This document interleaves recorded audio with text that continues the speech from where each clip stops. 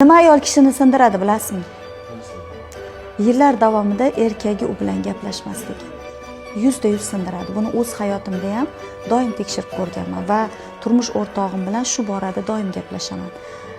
Men bilan gaplashmasligingiz, menga vaqt ajratmasligingiz, ya'ni vaqt ajratish degani ayolni qarshisida o'tirib telefon kovlab o'tirish, bu vaqtni ajratmadim deb hisoblasin.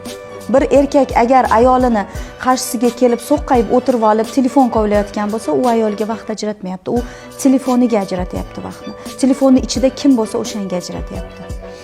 Ayolini ko'zlariga qarab turib, mayli nima gapirsa gapirsin, shunchaki tabassum bilan eshitishi, mayli quloqlariga paxta tiqilgan bo'lsin.